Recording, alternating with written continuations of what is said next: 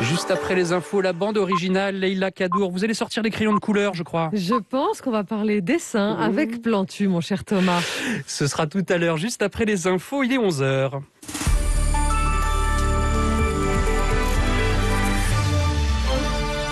Et on retrouve Armelle Balogog pour le Flash. Olivier Faure critique l'insoutenable légèreté d'Emmanuel Macron. Il a sa part de responsabilité face à la Covid, assure le premier secrétaire du Parti socialiste. Le président qui doit prendre la parole dans 2 semaines, il enchaîne les réunions aujourd'hui à 16h avec une quinzaine de maires pour prendre le pouls dans les régions, à 18h avec 10 ministres. Au menu, les protocoles de réouverture progressive des terrasses, des musées, des gymnases. Réouverture toujours conditionnée à une évolution positive de la pandémie. En Guadeloupe, c'est plutôt l'inverse qui se passe en ce moment. Hausse significative du nombre de cas la semaine dernière. La préfecture et l'agence régionale de santé annoncent de nouvelles restrictions, de plus en plus alignées sur celles de la métropole. Couvre-feu avancé à 19h au lieu de 22 dès samedi et jusqu'au 9 mai inclus. Fermeture des cinémas, des théâtres, des musées. En revanche, les restaurants restent ouverts la journée. Le vaccin de Johnson & Johnson sera bien administré aux plus de 55 ans en France, mais la Belgique, elle, suit les États-Unis. Elle reporte le début de la vaccination avec ce sérum initialement prévu demain. Les Américains prolongent leur pause après 6 cas graves de thrombose.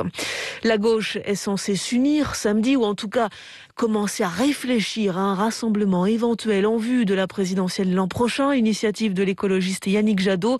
Mais autant vous dire que ce n'est pas l'enthousiasme qui règne. Nous y allons sans illusion, prévient le député insoumis Adrien Quatennens. Les dents grincent même chez les Verts. David Cormand dénonce une démarche personnelle de promotion. Emmanuel Macron en combinaison de chantier et casque sur la tête sur le toit de Notre-Dame. Le président visite actuellement la cathédrale 2 ans jour pour jour après l'incendie spectaculaire. Il discute avec les ouvriers, il fait le point sur les travaux et il constate, on voit ici combien en 2 ans un travail immense a été accompli. Joe Biden sonne le glas de la plus longue guerre de l'Amérique. Les troupes américaines vont quitter l'Afghanistan après 20 ans sur place depuis les attentats du 11 septembre 2001. Discours solennel du président américain, départ coordonné avec l'OTAN à partir du 1er mai et l'Australie va faire de même. La Chine annonce sa participation à un sommet virtuel sur le climat demain et en même temps elle en révèle l'existence. Son président Xi Jinping va s'entretenir avec les dirigeants français et allemands. En ce moment, John Kerry, l'émissaire américain pour le climat, est à Shanghai. Et début à l'instant des 8e de finale du Masters 1000 de Monte-Carlo, c'est du tennis. Et le dernier Français en lice est sur le court. Lucas Pouille affronte l'Espagnol Alejandro Davidovich Fokina. 11h03 sur France Inter. Le 16 avril 2020, disparaissait Christophe. Une voix, un génie un peu dandy, une galaxie. Vous voyez, c'est l'infini, quoi. En fait, l'infini, c'est ce qui est beau, là, c'est l'infini qui est beau. Le 16 avril 2021 sur France Inter, les chansons de Christophe, les invités, les archives, tout au long de la journée. La radio, c'est magique. Et un côté club spécial de 22h à minuit. Pour le dernier TP, Villa quoi. Demain sur France Inter, passez la journée avec Christophe. Quand Nathalie a pris le forfait mobile Orange 70 Go à 9,99 €, elle a Profitez de ces gigas à fond. pour Bruno, C'est fou à ce prix. et tout en profitant, De la qualité du réseau Orange. un bon plan comme ça. Ça se partage. Mais Relax. il y en aura pour tout le monde. Des gigas à gogo avec le forfait Orange 70 Go pour 9,99 € par mois pendant 1 an, puis 34,99 €. Orange. Valable jusqu'au 29 avril, réservé aux nouveaux clients. Pendant 12 mois, 15 € remboursés et 10 € de remise immédiate. Engagement 12 mois, conditions sur orange.fr. Et c'est la bande originale maintenant avec vous, Nagui. Bonjour. Bonjour Armelle Balogog, on vous retrouve à midi, j'espère. À tout à l'heure. Oui, soyez à l'heure. Hein. Ouais. Je serai là, je serai là. À tout à l'heure.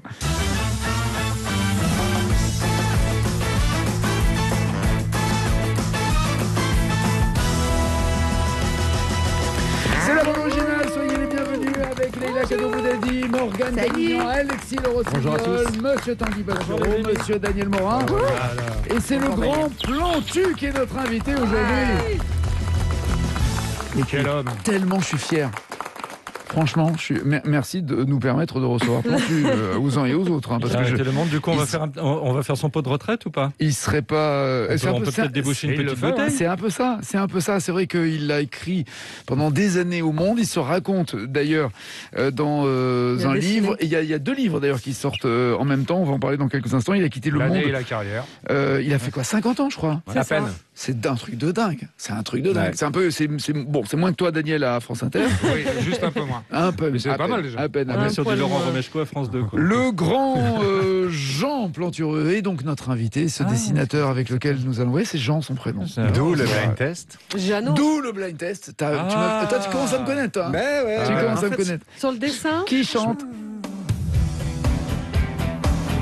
Alexis. Alexis d'abord. Leïla. Oui, vite. Leïla. Non. C'est Céline Dion. Oui. Morgane. Oh, mais c'est écrit par Jean-Jacques Goldman, c'est ça? Non, c'est l'auteur, Jean-Jacques Goldman. Tu veux attends. Attends. Tu te fous de nous, quoi. Ah ben non, je savais que c'était Céline Dion. Mais Jean, ok, le blind test, retrouve le numéro de référence chez le disquaire, c'est ça? C'est quoi ton blind test? Non, mais il faut être précis. Bah ouais. Mais c'est quoi le thème? C'est l'auteur. Bah tu vas trouver le thème. Pour l'instant, Céline Dion s'est trouvée. Qui chante ça? Leïla. Tanguy. Téléphone, bien sûr. Téléphone. Un autre monde. C'est Monde. Non, c'est Jean. J'en rêvais d'un autre. C'est Jean ou c'est Monde? Alors, qui est l'auteur des paroles, Alexis? De notre monde? Ah, Jean-Louis Aubert, bien sûr. C'est téléphone, c'est... Le dédain. T'es mauvais. C'est Jean-Louis C'est Aubert. à 90% Jean-Louis Aubert. Donc oui, Cendrillon signé Louis Vertignac. Le reste c'était Jean-Louis. Voilà, c'est Louis Vertignac. Qui signe ça? Qui chante ça? Leïla. Les meilleurs du monde. Daniel. Si, c'est Emilia. Oui. Mon cerveau était plus irrigué. En fait, ça se bouscule. Ouais, ça s'est télescopé là. Tout le bonheur du monde. En même temps, t'attends dans les événements. C'est ça qui rappelle des années. Le monde est donc le thème de ce blind test. Qui chante? Tanguy. Oui. Tout le monde y pense, Francis Cabrel. J'adore ça. Bravo. Mais la vitesse à laquelle ça va, moi, ça me décoiffe. On y pense. Soyez sympa, demain, vous pouvez mettre à Hervé Villard. Je passe un point. Ça marche. On pense à toi demain. 2 points pour Leïla, s'il vous plaît. 2 points pour Tanguy, rien pour les autres. N'est-ce pas, Morgane? J'attends. T'attends? Bah alors, j'ai un point. vas-y maintenant. Tanguy. Oui. Le tonton David, peuple du monde. Oh, bravo. Le coup souffert. Ça, c'est ma musique. Ah là, j'y sais pas. C'est ma musique. C'est ma musique. C'est celle du ghetto. C'est du ghetto. C'est la musique du ghetto, c'est ma musique. Je suis d'accord. J'espère qu'il n'y aura pas de jaloux demain.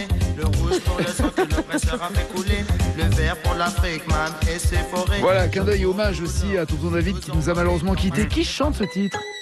Alexis. Leïla. Ouais. Ayam. Ah ouais, bravo. La fin de leur monde. C'est quand le Super Banco là? Ouais, on va attendre le banco. C'est maintenant. J'espère surtout que celui-là essaiera pas de se faire sauter. Tu sais, mécontent des schémas qu'on nous propose. Je cultive maintenant les roses dans mon microcosme. Qu'est-ce que c'est bon ça? Sur les dégâts Ouais, c'est très bon. 10 minutes en plus. C'est un peu trop par contre. On peut la laisser entière. Attention, il y a C'est le Super Banco? forcément dans le titre, c'est le Super Banco. Pour l'instant, Leïla et Tanguy sont mais en tête. Rien ne compte en fait. Rien ne compte Ouais, plus. le Super Banco là. Voilà. Et ça rapporte 4 points. Leïla. Morgane, C'est Tarzan. Leïla. Non. Leïla, c'est Phil Collins. joli. Bravo. Mais Tarzan, c'est pas. C'est pas Tarzan, C'est pas Tarzan. c'est Phil Collins. J'ai déjà vu un concert de Tarzan. la chanson de Tarzan. Ah oui, mais dans ce cas-là, Dans ce cas-là, j'ai les points depuis le début. C'est entre deux mondes, c'est pas Tarzan qui chante, c'est Phil Collins. C'est n'importe quoi. en duo avec Pocahontas. Et pour une fois, je le confonds pas avec Peter Bravo. Gabriel. Bravo Lila. Leïla remporté, merci d'accueillir Plantu. Monde original avec Nagui. Merci Plantu de venir à ce micro, c'est la Très première impressionnant de vous avoir autour de la ouais. Ah bah alors, moi, je suis impressionné. Non, parce que n'inversons pas les vous rôles. avez des moyens à France Inter formidables. C'est quoi les moyens? Les masques. Bah, je trouve que c'est impressionnant. C'est Vous avez bien, eu un c'est un beau café studio. Non, c'est un beau studio, très bien éclairé en plus. Je le dis pour les auditeurs. C'est vrai qu'il y a un gros travail sur la lumière.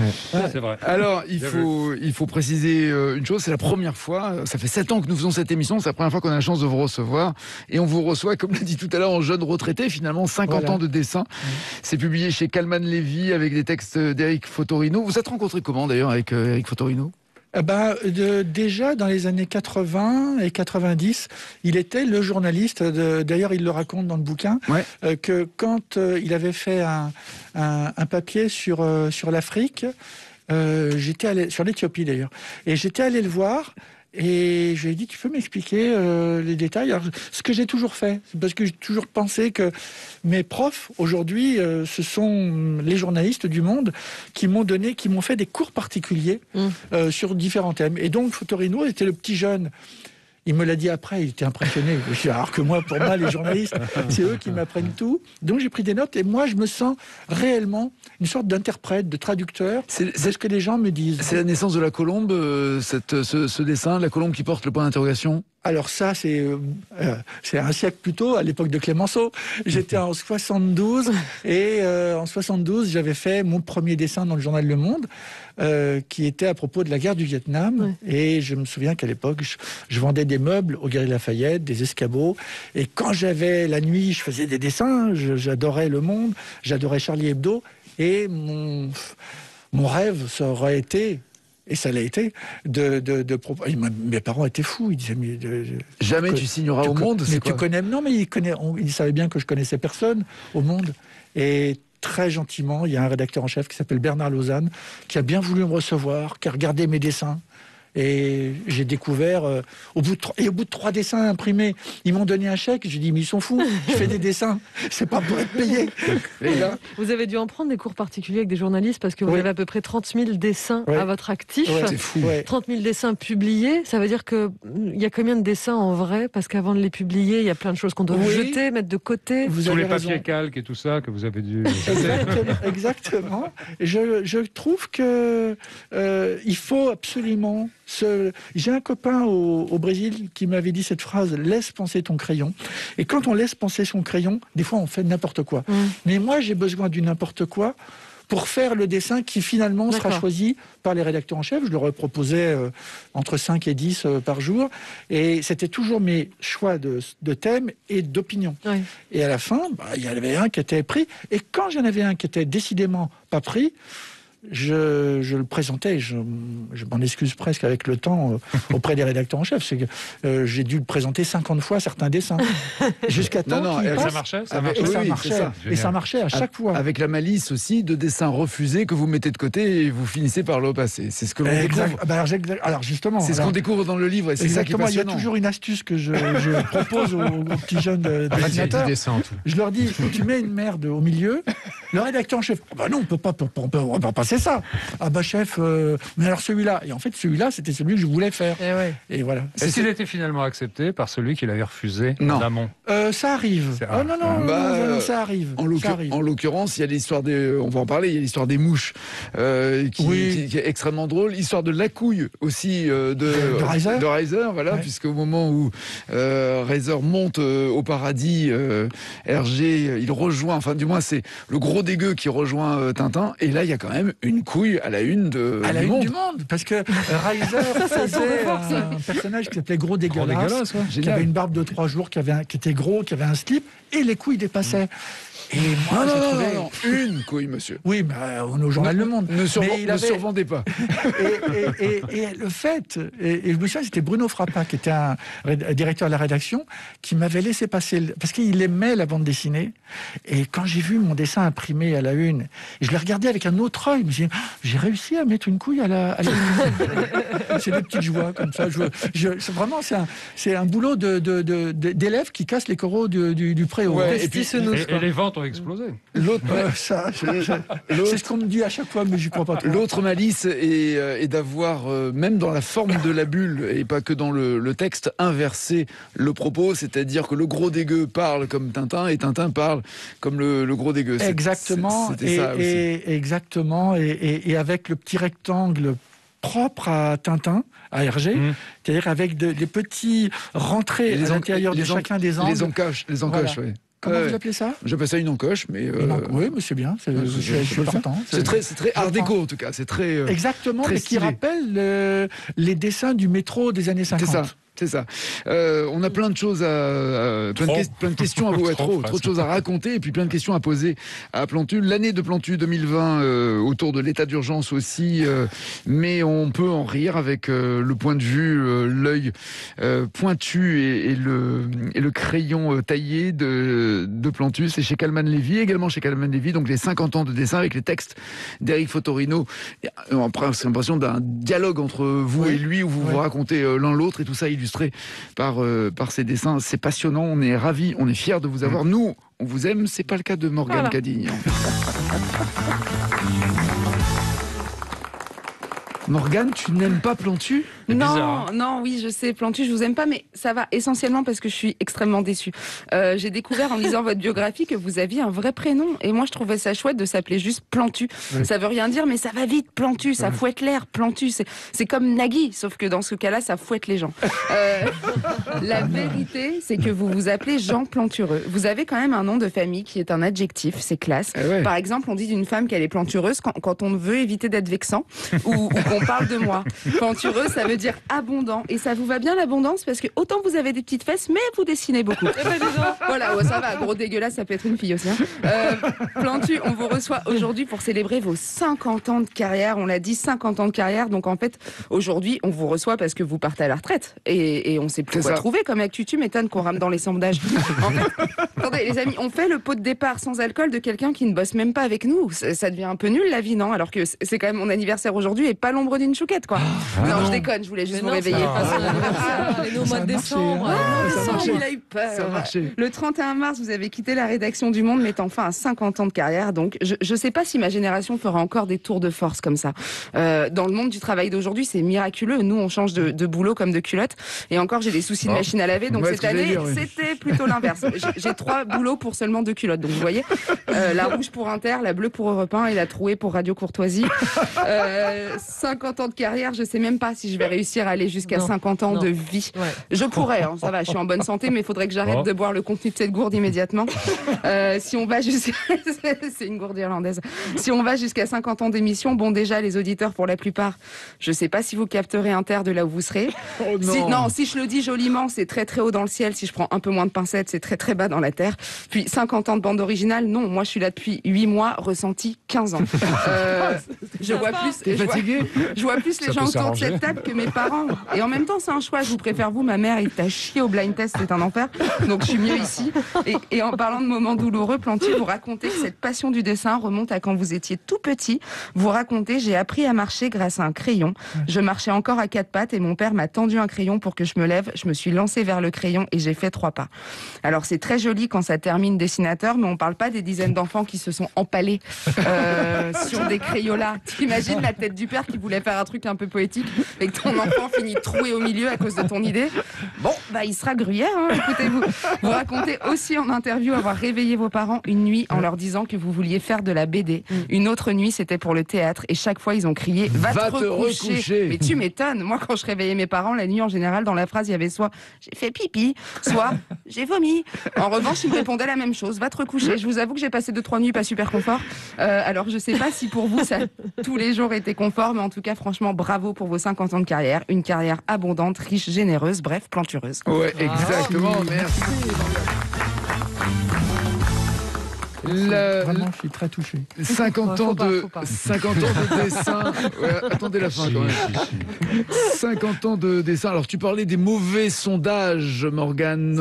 Profitons-en pour dire merci aux auditeurs qui nous suivent et qui sont fidèles à nous, à cette bande émission originale.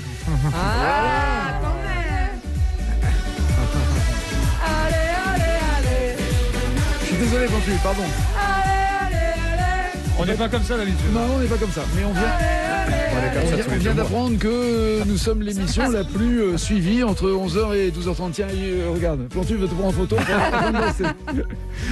Vous êtes 2 millions. Elle est gênée là, il y a des vêtements. Là. Pratiquement 2 millions. Trop lourde. 2 millions à nous suivre tous les jours. Et merci pour cette fidélité. Et nous essaierons, parce que là, ça n'a pas été le cas encore depuis 7 ans, nous essaierons d'être à la hauteur de votre amour et de votre passion. Et votre fidélité. volonté. travail, C'est ça. quoi. Et de votre patience. Et de rendre le journal à l'heure. Pardon. Non, alors justement, j'ai une mauvaise nouvelle pour la rédaction. Comme systématiquement on est en retard et que nous sommes en tête des audiences grâce à ça, on continuera d'être en retard. Bah oui, faut pas casser le signe indien. 50 ans de dessin. Quand vous racontez, quand vous racontez, en tout cas, on a l'impression que vous êtes journaliste autant que dessinateur. C'est un véritable point de vue que vous dessinez. Vous avez une carte de presse? Oui. Ah d'accord. Et donc, et vous voulez... Non, mais on vous croit. Arrêtez, vous savez pas la montrer. Je demandais pas le papier. Je demandais. C'est la nouvelle. En avril. Ouais. Alors, je le dis pour tous les journalistes ou nouveaux journalistes. Pourquoi on reçoit la carte de presse en avril? C'est un poisson. Pourquoi on l'a... Il y a marqué 21 et janvier, février, mars, que dalle. Moi, 21... Et ça arrive toujours en avril, je sais pas pourquoi. D'accord. La signature est très classe. Ah ouais. C'est quoi votre numéro de carte de presse? C'est intéressant. 32... Moi, c'est 11 55 56. Ah bah oui, elle est toute petite. Moi, c'est 32 279. Oh là là, c'est par numéro de journaliste. J'ai bien connu Clémenceau, c'est pour ça que je vous dis que... c'est au fur et à mesure. Ce que je voulais savoir, c'est lorsque vous faites un dessin, il y a forcément une opinion que vous exprimez, mais vous expliquez qu'en fait c'est pour soulever ou en tout cas déclencher quelque chose, un débat, pas simplement votre opinion, mais déranger pour que d'un coup ça fasse réfléchir. D'abord traduire ce que je crois avoir compris de l'actualité. Je suis nourri de ce que me disent les journalistes, les rédacteurs en chef. Je prends des notes et à la fin, au bout du crayon, au bout des doigts, c'est ça qui est merveilleux avec l'outil dessin. C'est pas propre à moi, c'est propre à tous ceux qui pensent en images. C'est que ça vient comme ça. Ça vient au bout des doigts. Et je le dis en passant, parce que ça m'est arrivé à la BNF de faire devant 500 personnes... Bibliothèque nationale de... La Bibliothèque nationale de France. On a fait venir 500 personnes en disant, attention, on ne veut que des gens qui disent qu'ils ne savent pas dessiner. Bon. Alors, et chacun avait des feutres de différentes tailles et des calepins. Et au bout, je vous assure, au bout d'une demi-heure, ils savaient tous dessiner ce qu'ils voulaient, ce qu'ils avaient en tête depuis le début. Et en fait, ils vont pas devenir Michel-Ange, moi non plus. Mais à la fin, il y a un langage qui fait que, non, tu vois, l'oreille de la petite souris, fais-la comme ça, fais ça doucement, la petite queue de la petite souris, fais un parallèle très doux avec la queue et t'énerve pas. Fais-le pas à toute vitesse. Fais-le à ton rythme. L'allusion que vous faites à Michel-Ange fait penser, et d'ailleurs c'est cité dans le livre, la citation de Picasso. Au début, je dessinais comme Michel-Ange et j'ai mis des années à dessiner comme un enfant. Exactement, mais c'est vrai, vous avez raison. Le rôle d'un dessinateur, c'est... Vous avez vu même avec le masque, vous voyez bien que j'ai quand même plusieurs heures de vol. Et en fait, dans ma tête... il y a quand même un rapport à l'enfance. C'est spontané. L'enfance est présente tout le temps. C'est ça, le petit garçon que j'étais est toujours là, même s'il est déguisé en mec de 70. Non, vous avez des yeux d'enfant, c'est vrai que ça donc, il est là. On se revoit. Vous êtes en short, ça vous va très bien. Cet enfant, il est là comment? Il est là avec sa naïveté, il est là avec sa candeur et les questions qu'il pose qui peuvent déranger. Oui, tout ça, avec en plus... une expérience du genre, bon, on va pas me la jouer celle-là. Donc il y a une naïveté et à la fois, je suis pas fou non plus. Et c'est ce mélange que le journal a accompagné avec une gourmandise plantureuse, parce qu'ils m'ont laissé faire quelque chose qui était un petit peu décalé, qui est du journalisme, mais qui n'est pas tout à fait du journalisme, qui est un boulot d'artiste, mais c'est pas tout à fait artiste, qui est à la fois éditorialiste. C'est pas un vrai éditorial. C'est quand même, ça y ressemble, mais ça n'est pas un vrai. C'est un Canada Dry, ça a le goût, ça a le saveur. C'est ce que vous dites aussi dans le livre. Daniel. Il ne faut pas oublier, c'est quand même un tour de force d'arriver à résumer une actualité, une opinion en même temps, en un seul dessin, parce qu'on a juste un seul dessin à faire. On peut pas écrire à côté. C'est pas un résumé, c'est un point de vue. C'est au contraire, c'est comme une photo, c'est-à-dire justement, je trouve que c'est comme une punchline. C'est un instantané, c'est ça, c'est une punchline, c'est juste en un dessin, c'est un tour de force. Exactement, quand ça marche. Parce que des fois, ça marche pas. De même, Plantu, que l'auteur peut avoir un peu le syndrome de la page blanche. Quand vous, dans votre vie, vous avez pu traverser des moments difficiles ou douloureux, j'imagine que ça vous est arrivé. Est-ce que le dessin, lui aussi, à un moment, peine à venir parce que vous parliez de l'enfance, vous parliez des blessures aussi qui peuvent parfois empêcher de dessiner. Bien sûr, je me souviens d'une fois, il y avait un avion qui avait explosé, qui avait disparu des radars de la TWA en 97 et on ne savait pas si c'était un attentat, si c'était un problème mécanique, on ne savait pas s'il y avait des passagers, on ne savait rien. Et je devais faire le dessin à la une du Monde. Et c'était un samedi, et le dessin devait être valable le dimanche et le lundi matin. Ce qui est, dans ce cas-là, on a envie de se foutre par la fenêtre. Et alors, pour mieux répondre à votre question, il y a Guéluc qui a réglé le problème, le dessinateur. Il dit, depuis que je travaille avec un dessin, avec un papier bleu, j'ai plus l'angoisse de la page blanche. Oui, mais vous ne me dites pas vraiment que quand vous, dans votre vie personnelle, vous rencontrez une difficulté, vous êtes confronté, je ne sais pas, à un moment, à un deuil, parce que ce que vous dites depuis le départ, c'est qu'il y a une forme de joie, de plaisir. Oui.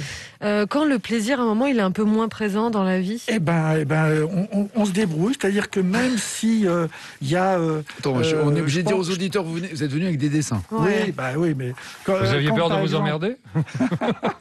Non, mais quand, par exemple, il y a des drames entre les attentats contre Charlie, les attentats contre les magasins cachers, contre Notre-Dame de Nice, contre des synagogues, contre des mosquées, évidemment, je ne vais pas faire un dessin forcément rigolo ce jour-là, évidemment. Ouais. Mais j'écoute je dis, laisse penser ton crayon, c'est une parole qui n'est pas de moi, qui est magique, parce qu'il n'y a plus qu'à laisser faire. Et par exemple... Vous détournez le dessin que vous nous montrez là, en ce moment dans le studio, vous détournez Delacroix, La liberté guidant le peuple, avec cette Marianne. Contrairement à Delacroix, elle a les deux seins visibles chez vous, alors que Delacroix, il y en a qu'un. Il a bien lu le livre. Parce que il y a un moment, c'est ce que je dis aux enfants quand je vais dans les écoles, je dis, mais vous êtes les dieux de votre page, vous faites ce que vous voulez. Delacroix, il a mis 15 seins à l'air, moi j'en mets 2. On est les dieux, on décide de ce qu'on veut. Et si on a envie de... Bon, je vais arrêter. Mais parce qu'il y a une fois, je me souviens, il y a un rédacteur en chef qui m'a dit, mais dis donc, qu'est-ce que tu dessines là en arrière-plan de ton Assemblée nationale? Il y a une Marianne qui est en train de se faire machiner par un député. Je dis, oui, mais ça fait 30 ans que je fais ça. Non, arrête, enlève-moi ça. Je dis, mais ça fait 30 ans. Vous voyez, c'est des conversations très... J'élève bien le débat. Et donc, pour en revenir à ces dessins, comment vous arrivez ou est-ce que c'est salvateur pour vous, au moment des attentats de Charlie, de faire ce dessin de la liberté guidant le peuple, en gardant ce petit regard coquin et en disant, je vais quand même rajouter un sein pour le plaisir. C'est ce qui vous sauve. Il faut toujours qu'il y ait un... voilà, ça répond à... Il y a des drames, et c'est pas parce qu'il y a des drames qu'on doit s'empêcher de... Quand il y avait... on parlait beaucoup de la pédophilie dans l'église. Bon, il y en a un qui est entré avec son verre de champagne avec un cardinal, et il dit, c'est bien cette idée d'indemniser les victimes de la pédophilie. Et la cardinal, il tapote un peu sa femme, il dit, mais c'est une idée de ma femme. Bon, voilà. Alors moi, je pensais pas à ce dessin, parce que vous avez quand même fait le pape. Les voies du Seigneur sont impénétrables. Alors non, ça c'était encore l'enfant qui disait il y a bien qu'elle, et qui rajoutait il y a bien qu'elle. Non, il y avait carrément le pape qui prenait en levrette un enfant. Alors justement, c'est une drôle d'histoire, parce que en fait c'était une blague que j'ai faite. Pas pour l'enfant. C'est une blague que j'ai faite à Sylvie Kaufmann, qui était à l'époque directrice de la rédaction. Je lui dis, dis donc, j'ai envie de faire ça. On était à 2 jours des élections, je ne sais plus quelles élections, et on avait appris que comme le pape Benoît XVI, qui quand il dirigeait l'église allemande, avait pas fait grand-chose pour protéger les enfants qui étaient violés. Contre la pédophilie. Et du coup, je fais un dessin que je lui montre à Sylvie. Le titre du dessin, déjà, le pape prend position. Bon, déjà, le titre est un peu casse-gueule. Il est avec un enfant, il est bien entrepris, il entreprend bien l'enfant. Ça s'appelle une sodomie, oui. Vous voyez, enfin, on ne sait pas, parce que c'est vu de dos. Hein. Et alors... non, c'est pas vu de dos. Non. C'est vu de profil, pardon. Oui, vous avez raison, mais on ne voit pas bien où se dirige l'engin. Et l'enfant, il dit... en tout cas, il est trop près, quoi. On est à 2 jours du municipal, et l'enfant, il dit, quitte à se faire enculer, autant aller voter dimanche. Voilà, c'est pour ça que je disais ça. Et ça n'a pas plu à l'église, c'est curieux. C'est étonnant. Et donc, j'ai fait ce dessin-là pour blaguer avec Sylvie. Et puis, comme je faisais dans le numéro M du week-end, une page où je racontais un peu mon délire de la semaine, j'ai dit, j'ai fait une blague. Et alors, c'est ça qui est drôle, c'est une mise en abîme. je montre un dessin qu'on ne peut pas publier, mais qui est publié quand même dans le monde. Voilà, c'est ça qui est... Et c'est la filouterie du dessin de presse, et j'adore ça. Comme la filouterie de rajouter des mouches alors qu'il y avait un deal sur 3 mouches et qu'il y en a plus. 15. D'abord, d'où vient l'idée enfin, vous le racontez dans le livre, mais je voudrais que vous le racontiez sur la mouche exprime un moment de silence, en fait. Alors, il y a la naissance, il y a beaucoup de choses à dire sur la naissance de la mouche. Quand il y a un grand silence, on peut dessiner un ange, on peut dessiner une mouche, il y a un côté comme ça. Bon, ça c'est une chose. Et puis on avait à l'époque un président Nicolas Sarkozy, qui disait, c'était en plein mois d'août, je m'en souviens, parce que je dis mais qu'est-ce qu'il raconte? Il dit moi je parle avec mes tripes. Je me dis, il met ses tripes sur la table, tout ça. Bon, très bien. Du coup, moi, emporté par l'élan, je dessine des tripes, je dis, mais des tripes, on est en plein mois d'août. Hop, ça y est, je rajoute les mouches. Et puis après, ça lui a collé à la peau. Et après, il a convoqué... Ça fait Moucham aussi, un tout petit peu, quand même. Oui, vous avez raison. Mais à la fois, il a convoqué le directeur du journal, il dit, mais c'est quoi? Pourquoi il dessine des mouches et alors, on avait eu un deal, effectivement, avec le directeur du journal, Fotorino, et il m'a dit, écoute, on va se mettre d'accord pour 3 mouches, mais pas plus. Et ce qui est drôle, c'est de... La diplomatie. J'adore. Emporté par l'élan, je ne sais pas pourquoi, j'en ai mis 15. J'avais complètement oublié le... Et il me téléphone, le directeur qui me téléphone, me dit, on avait dit 3 quand même, fais un effort. Est-ce que c'est devenu un réflexe chez vous, quand vous entendez parler les gens, quand ils ont des expressions qui sont imagées, comme sortir ses tripes, tout ça, d'un seul coup de visualiser tout le temps? C'est une maladie. Tout à l'heure, je vous voyais danser. Je vous vois danser. Et je voyais votre chemisier légèrement transparent. Je vois tout de suite oui, il est légèrement transparent, ou alors... mais s'il est là, mais on pas des yeux laser. La grosse différence entre Plantu et nous, c'est que nous, on dit rien. Oui, c'est ça. Non, mais j'ai des rayons X dans la... Parce que je sais comment elle a décidé de face, de profil, avec ou sans. Vous voyez, c'est ça qui est incroyable avec le dessin, c'est qu'on peut se permettre, et d'ailleurs une fois je me souviens qu'il y avait une fille qui m'avait interrogé, elle avait un super décolleté, elle avait une caméra à l'épaule, et toutes ces questions, je me souviens de rien. Vous étiez plongé dans son décolleté. Je voyais le dessin en tout cas qu'on pouvait en faire, et donc je me suis rattrapé aux branches. Vous êtes à ça du hashtag MeToo. Mais je le revendique. Alors je suis un militant du dérapage. Je suis un vrai militant du dérapage, pourvu que ce soit un dérapage, vous voyez, comme au ski, vous voyez, contrôlé. En tout cas, Jean, tu m'as jamais parlé comme ça. En tout cas, Jean, on a parlé des dessins de la croix, on a parlé des dessins de la caméraman. Il aime les seins. Il y a un truc, il y a une fixette. Et d'ailleurs, vous dites dans le livre aussi avec Eric Fotorino que vous trouvez... comment dirais-je, magique qu'un artiste fasse déshabiller des femmes sous prétexte de recréer une scène en disant mais non, il leur a quand même demandé de se déshabiller pour poser. Il les avait là devant lui. Exactement. Et pour vous, c'est magique quoi, d'être dessinateur. Moi, une fois, on m'a emmené dans ce qu'on appelle un cours de pose avec... je l'ai fait qu'une fois. Hein. J'arrivais pas à tenir mon crayon. Vous n'avez pas à vous concentrer. On peut dire ça comme ça. Sur le dessin et la manière de dessiner, votre référence commence par Hergé. C'est la ligne claire, c'est-à-dire... Oui. La beauté, il y a quelque chose de très digne dans sa ligne. Il n'a jamais été trop loin. C'était quelque chose de... Et puis j'ai vu ces brouillons. Puis j'ai travaillé avec un dessinateur de chez Tintin quand j'étais à Bruxelles. Et j'étais complètement amoureux de cette ligne claire de Hergé. Et tout en étant amoureux du gros dégueulasse qui faisait pipi n'importe où. Enfin, c'était ahurissant. Et alors moi j'ai vu, mais c'est parce que sûrement je suis fou amoureux de Marcel Gottlieb, j'ai vu un clin d'œil avec votre souris à la coccinelle, c'est-à-dire comme lui avait fait, vous avez raison, et comme lui faisait un clin d'œil à Jiminy le Criquet qui accompagnait Géo trouve tout. Quand Géo trouve tout, dans les années 30, 40, 50, cherchait une idée, c'était un inventeur, il avait un petit personnage qui s'appelait Filament. Et Filament, c'était une ampoule comme ça, et qui avait des pieds et des mains comme ça, et qui était pour lui le symbole de « Ah, j'ai une idée ». Et Jiminy le Criquet accompagnait aussi Géo trouve tout. Et je trouve que ces personnages silencieux, comme ma souris... Elle vous sert à quoi, votre souris ? Alors justement, c'est très curieux. Il y a un mot comme ça à vos souhaits. Il y a une émission... Tu devrais te couvrir plus. Oh mon Dieu, c'est pas possible. Ça y est. Mais ça fait du bien, hein, n'empêche.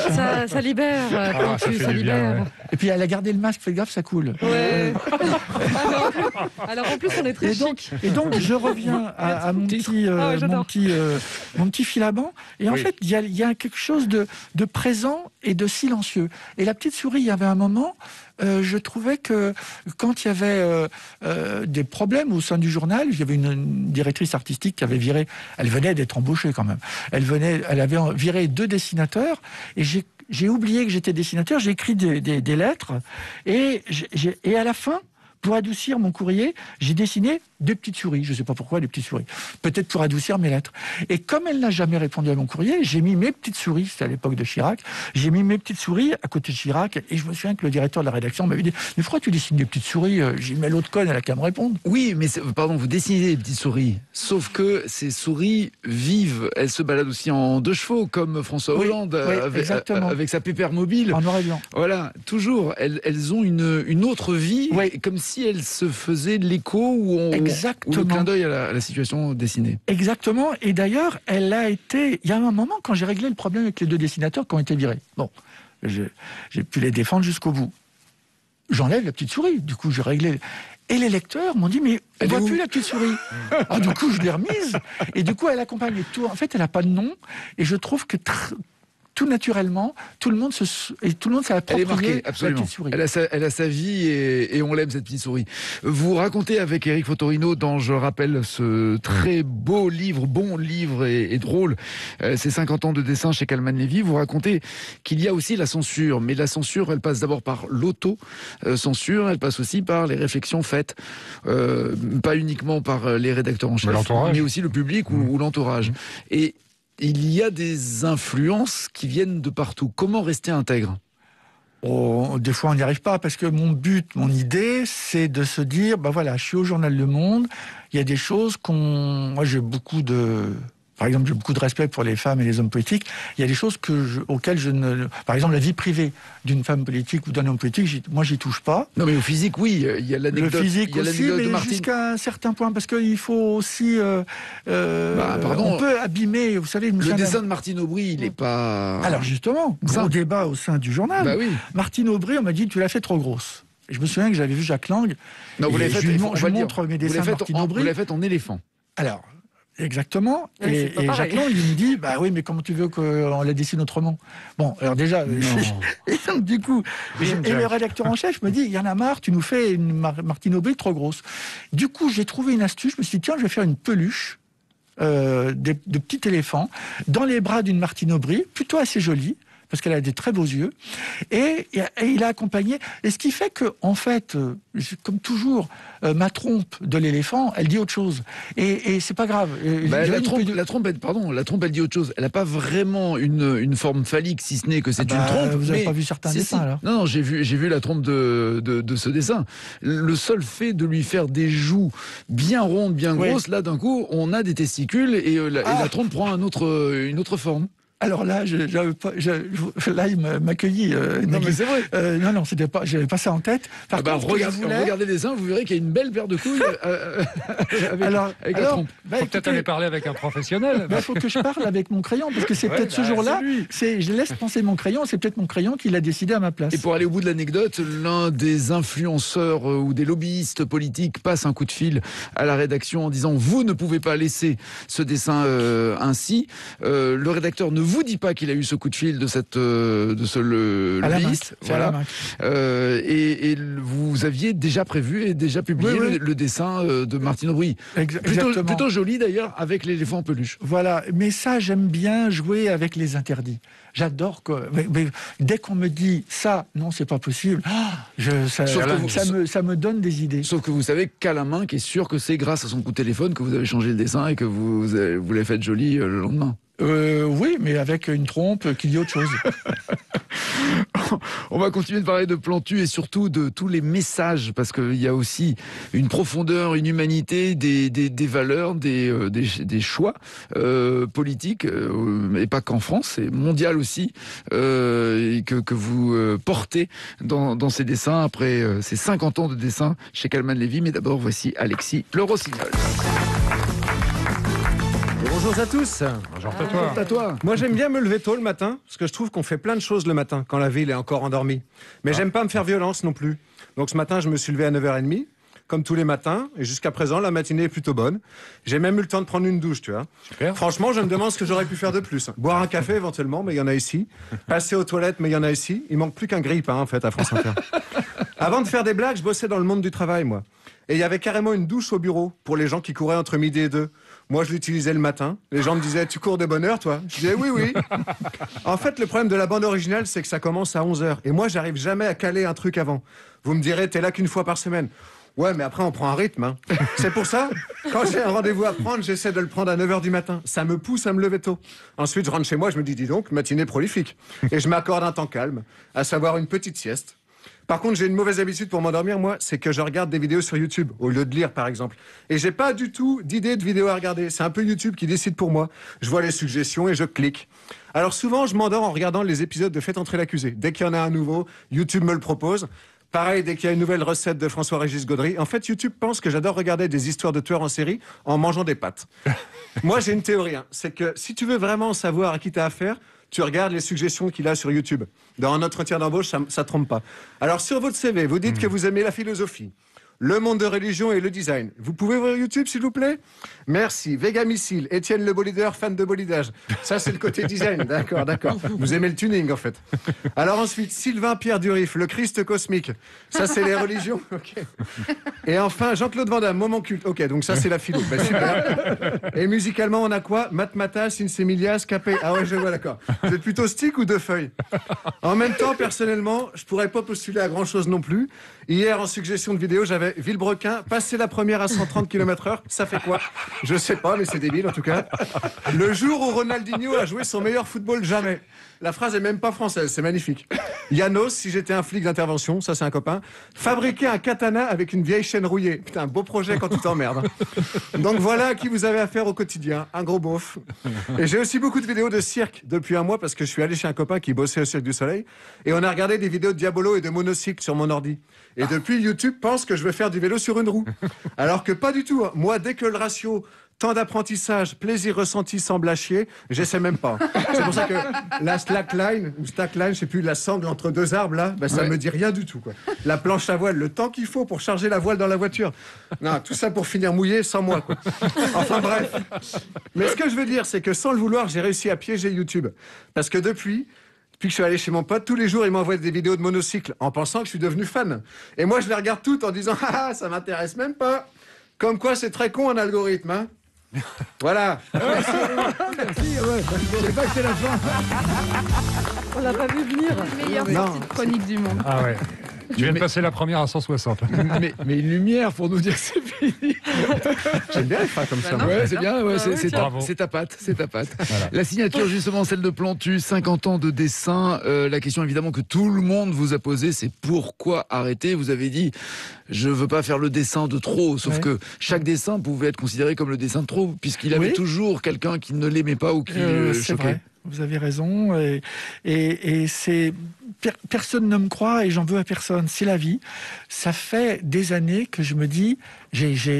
Ça fait bien 30 ans que je me dis, oh là, ce matin, ça y est, je vais avoir le coup de téléphone du directeur qui va me dire, écoute Jean, t'aimes bien, t'es gentil, mais il faut que tu reposes ton crayon, ça va pas. Et ça fait 30 ans que j'ai ça en tête. Et vous savez, à 10h, 10h05, on boucle le journal à 10h30, il y a toujours le coup de téléphone avec le rédacteur en chef et j'ai toujours pensé qu'il allait dire cette phrase. Et en fait, il l'a jamais dite.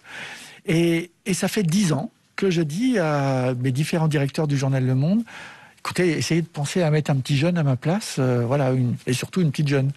C'était le réflexe sur Conque aussi. Il y avait eu un débat sur son départ. Vous avez dit, mais pars pas parce que c'est une erreur. Exactement. Oui, parce que j'étais pas d'accord avec ça. Il a un peu dérivé du côté de l'extrême droite. Mais avant ça, c'est toujours un très grand dessinateur, je ne suis pas d'accord avec lui, mais à la fois, quand je l'ai vu partir en 82, je lui ai dit, mais c'était celui qui un peu était le dessinateur du journal.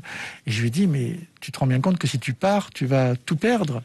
Et ça manquait pas de panache, hein. Il est parti. Et moi, j'aurais... Non, mais l'opinion, et là vous avez raison de le préciser, l'opinion ne correspondait plus ou ne pourrait pas correspondre aujourd'hui à la ligne éditoriale du Monde. Les journalistes s'en étaient pas rendus compte. Moi, je le savais parce que je parlais avec lui, mais je me souviens d'un dessin qu'il avait fait qui était en fait génial, mais ça dépend comment on le lit. Il avait fait des gens dans un théâtre, ils regardaient sur le théâtre, sur la scène, il y avait un tas de cadavres de déportés de la Shoah, avec les pyjamas, et les gens au premier rang disent « qu'est-ce qu'il joue bien ?» Bon, quand c'est lu, quand c'est publié dans le journal Le Monde, ce qui a été le cas, on se dit, bah évidemment, il y a un parti, il montre que c'est deux crétins qui disent « qu'est-ce qu'il joue bien ?» Et moi qui connais ça, je me dis, mais c'est voilà. Et je me disais qu'il y avait une réflexion à faire. Ça venait du négationnisme de la part d'un... Je me souviens qu'à l'époque, il y avait un syndicat au journal qui l'avait présenté à Forisson. J'ai assisté à toute la... Et ça, vous l'avez pas signalé à la direction? Vous n'êtes pas dit... non. C'était un copain que j'admirais beaucoup. On peut être copain avec quelqu'un qui a des idées comme ça? Exactement.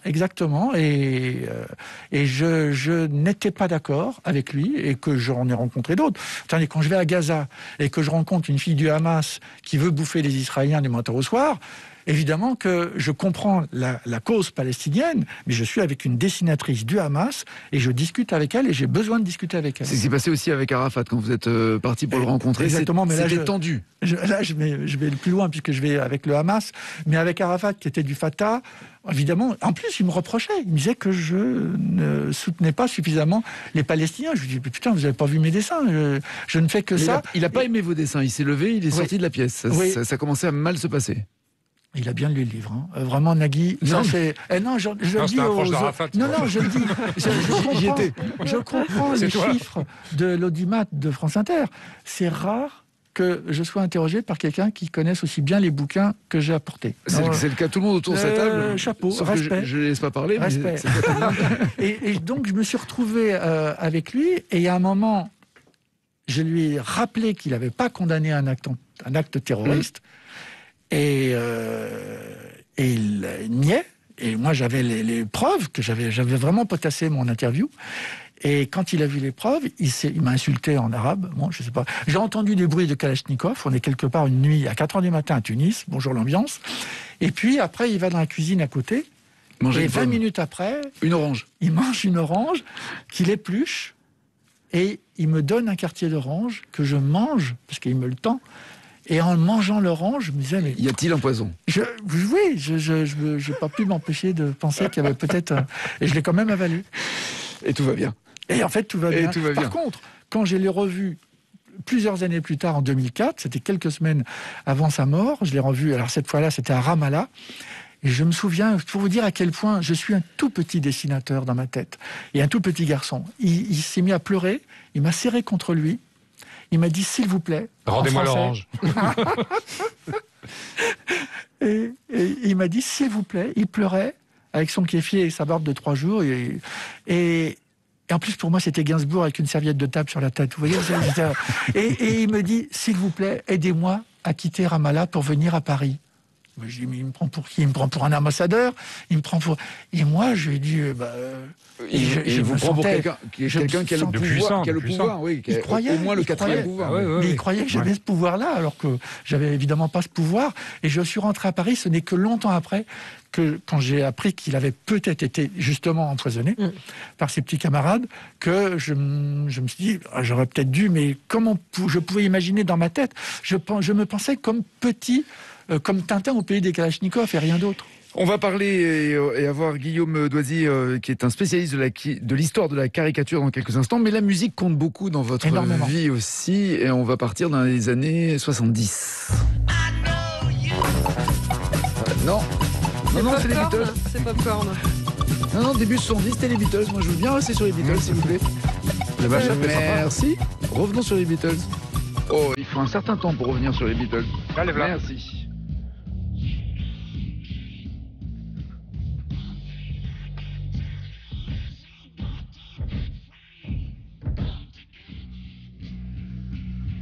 Avec l'intro, avec la basse. Et celle-là, elle vous parle, cette basse. Celle-là. Et moi, j'avais pas de moyens à la maison. Et j'avais des copains qui, eux, avaient des baffles. Enfin, on n'appelait pas encore ça des baffles, on appelait ça des amplis. Et j'ai découvert la guitare basse grâce à mes amis, parce que moi, quand j'écoutais avec mon petit Tépaz les Beatles, vous n'entendiez pas la non, on n'entendait pas les basses, et ça a été la révélation pour moi. Je croyais que vous alliez dire, j'avais pas les moyens, donc j'aimais la basse qui avait que 4 cordes, ça coûte moins cher.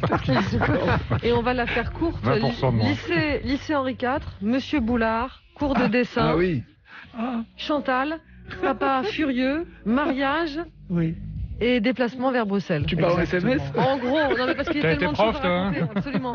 C'est les mots-clés, c'est les mots à retenir. Vous êtes étudiant donc au lycée Henri IV. Oui. Il y a un monsieur Boulard face à qui vous dessinez pendant longtemps. Vous adorez les cours de dessin, c'est là que vous excellez finalement. Votre père est dessinateur industriel de la SNCF. Et un jour, vous lui annoncez que les études de médecine, ça ne sera pas pour vous, que vous voulez être dessinateur, et ça, c'est grâce à une femme, c'est Chantal. Exactement, c'était une petite jeune fille en mini-jupe, et qui m'accompagnait... Toujours une mention, pardon, Plantu, sur la... Pardon, excusez-moi, je fais sur la tenue vestimentaire. Qu'est-ce qu'on en a à faire qu'elle soit en mini-jupe? Je suis désolé, on est en 66, 67, 68, il y a les mini-jupes, et c'était une petite jeune fille qui adorait mes dessins. Et je me suis rendu compte que le langage de mes dessins plaisait beaucoup. C'était ma manière à moi qui n'étais pas capable de dire à une fille des tas de choses. Ouais. Je faisais des dessins et ça marchait. C'est pour draguer, c'était bien. Comme un musicien prend une guitare pour chanter et séduire. C'est ça. Exactement. Et ça marchait. Et je me disais, tiens, c'est un bon plan. Et c'est grâce à elle que j'ai pu m'accrocher à l'idée que peut-être, plus tard, je ferais un travail de dessinateur, parce que sinon j'aurais pas été capable je serais encore peut-être, je vendrais peut-être encore des meubles au Galeries Lafayette. En 72, justement, Popcorn était là, Hot Butter. Alors je sais pas si on peut appeler ça une musique électronique. Ah déjà, oui, en tout cas, c'est dire ça. Oui, et moi j'aimais beaucoup, quoique... C'était un peu énervant quand même au bout d'un certain temps.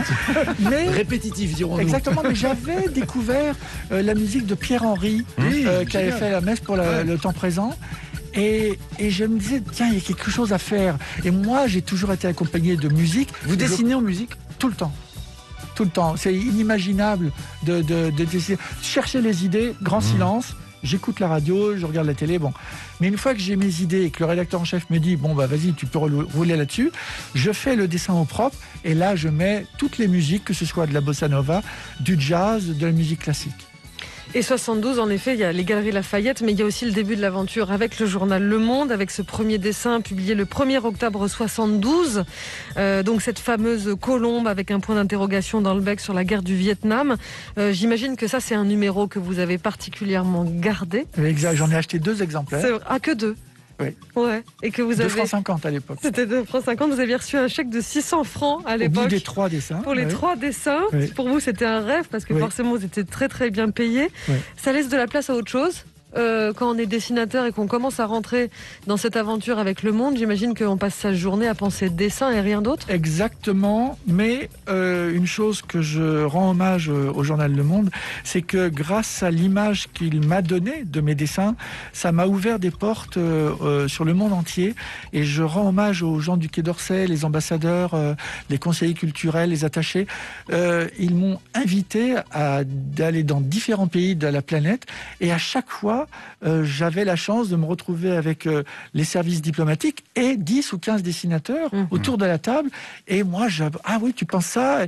Et on n'était pas forcément d'accord, mais j'apprenais énormément. Et ça, c'est grâce au service culturel du Quai d'Orsay. C'est pas Le Monde où vous vouliez travailler, c'était au Nouvel Obs? Ah, j'ai essayé au Nouvel Obs. Oui, enfin, c'était un peu la même famille. J'ai essayé au Nouvel Obs, mais vraiment, bravo, merci l'équipe. Il n'y a pas que Nagui, vous êtes tous lu les bouquins, bravo. Et ça a été une souffrance parce que j'avais 18 ans, hein, et j'ai donné mes dessins comme ça à un rédacteur en chef qui est toujours rédacteur en chef d'ailleurs, et je donnerai pas son nom, mais je lui en veux pas, hein, c'est comme ça, c'est la vie. Hein. Et vous pouvez même lui dire merci, parce que sans lui, vous n'auriez pas fait 50 ans au Monde. Je crois que j'étais amoureux du Monde, je lisais Le Nouvel Obs et Le Monde, et l'histoire devait se prolonger au journal Le Monde. Le destin. En 2005-2006, vous écoutez Simply Red. Mais j'ai la chair de poule à chaque fois que j'entends cette musique. Elle est merveilleuse. Simply Red, puis en plus, si vous tapez sur Google, ou YouTube, je sais pas comment on dit, vous tapez Simply Red Cuba, concert à Cuba. Je crois que c'est celui-là qu'on entend. Mais c'est cette version-là. C'est cette version-là. Ouais, mais c'est époustouflant. Et Cartooning for Peace apparaît dans votre vie suite à une conversation avec Kofi Annan, qui était secrétaire général des Nations Unies, qui vous écrivait régulièrement, je crois, pour commenter les dessins qu'il aimait. C'était en 2003. Vous lui dites, tiens, et si un jour on réunissait autour d'une table des dessinateurs de presse du monde entier pour parler de l'avenir du dessin. Et puis c'est parti des caricatures de... Et en 2005, quelques temps après, en fait, il y a les dessins, en effet, des dessinateurs danois qui transgressent d'une certaine façon une forme d'interdit religieux en publiant, en portraiturant Mahomet. Et c'est là que Kofi Annan vous dit, Banco, il faut faire quelque chose. Et là, on a réuni à New York des dessinateurs du monde entier, aux Nations Unies, des chrétiens, des juifs, des musulmans, des agnostiques, des athées. Et c'est là où il m'a rattrapé par la manche en me disant, écoute, il faut pas en rester là, il faut que tu crées une association qui s'appelle, c'est lui qui m'a proposé Cartooning for Peace. Je dis, bah oui, ça sonne bien, dessin pour la paix, c'est bien. Et j'ai créé, et je ne savais pas, et c'est pour ça que je faisais des sculptures aussi à ce moment-là, j'ai tout arrêté, et j'ai passé mon temps à faire mon dessin du matin pour Le Monde, et tout le reste de la journée, y compris la nuit, pour aider des dessinateurs menacés sur la planète.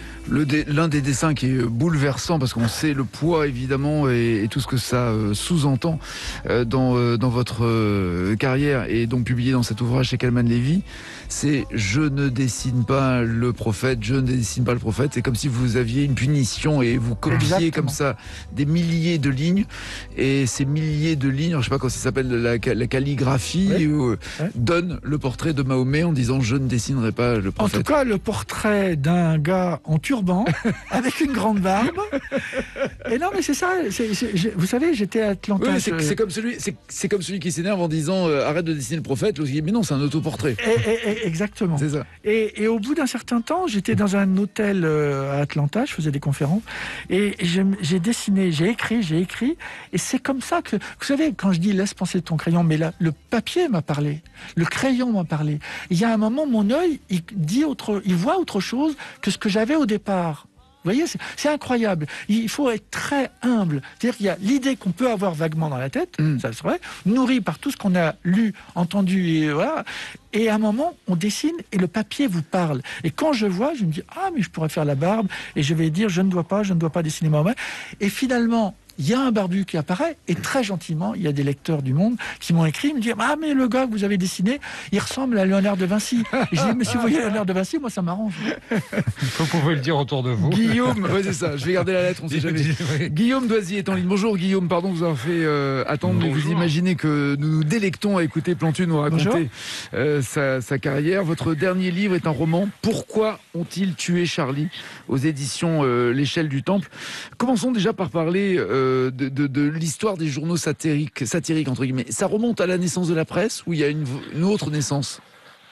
Non, la naissance de la presse, c'est le XVIIe siècle avec la Gazette de Renaudot. Il faut attendre la Révolution française en fait pour voir les premiers journaux publier des dessins satiriques. Voilà, c'est donc une histoire qui est en même temps ancienne. En même temps, il fallait des conditions très particulières pour que ces dessins puissent paraître. C'était impensable sous la censure de l'Ancien Régime. Et la liberté qui est permise par la Révolution française permet justement une avalanche de caricatures. Alors à l'époque, c'est principalement sous forme de feuilles volantes et autonomes, mais quelques journaux à l'époque commencent justement à insérer ces caricatures dans leurs éditions. Et quelles sont les plus grandes... C'est vraiment en 1830 en France que la caricature va connaître, sous la forme du dessin de presse, un premier âge d'or, voilà, avec 2 journaux. L'un qui s'appelle La Caricature, qui est fondé donc en 1830, et le deuxième en 1832. C'est le Charivari, 2 journaux dans lesquels vont dessiner Daumier. Voilà, j'allais dire, quels sont les grands noms des caricatures politiques ? Alors, le grand nom en France, puisqu'il y en a un qui a écrasé tous les autres, c'est Daumier. Mais en fait, de son vivant, Daumier a connu une petite notoriété dans les années 1840-1850, une notoriété toute relative. Il a ensuite été largement oublié pendant les 10 dernières années de sa vie. Il est mort oublié de tous et dans la misère. Et c'est après sa mort, en fait, que Daumier est devenu une star en France, mais aussi dans le monde. Est-ce que forcément, quand on fait des caricatures, c'est un dessin qu'on peut qualifier d'opposition ou de propagande? Qu'est-ce qu'on rajoute comme qualificatif à une caricature politique? Alors l'opposition et la propagande, c'est des choses très différentes. Bien sûr, c'est pour ça que je les ai mises ensemble. Il y a une très très grande diversité d'usage du dessin de presse. On peut avoir le dessin de commentaires, comme le dessin éditorial de Plantu, voilà, jusqu'à il n'y a pas très longtemps. On peut avoir des dessins qui sont extrêmement politiques, qui sont militants, des dessins qui sont très agressifs et des dessins qui vont être utilisés par les États, par les gouvernements. Donc tous ces dessins se ressemblent un peu puisqu'ils utilisent une même langue, mais évidemment ils n'ont pas les mêmes finalités. Certains sont oppressifs, on va dire, d'autres visent à émanciper les opprimés. Voilà, on a une vraie diversité. Vous avez encore quelques minutes à nous consacrer pour qu'on puisse avoir les infos relativement à l'heure, ce qui ne sera pas le cas, mais tant pis. Et qu'on continue de parler ensemble ou vous êtes tenu par le temps ? Non, pas de souci. Super, je à vous tout de attends. suite, c'est gentil. Tanguy Pastureau, vous parlerez de quoi après? Je vais vous parler de la presse People aujourd'hui. Il y a des infos délirantes sur Sylvie Vartan, Mylène Farmer, Passepartout et vous, Nagui. Oh, c'est ça.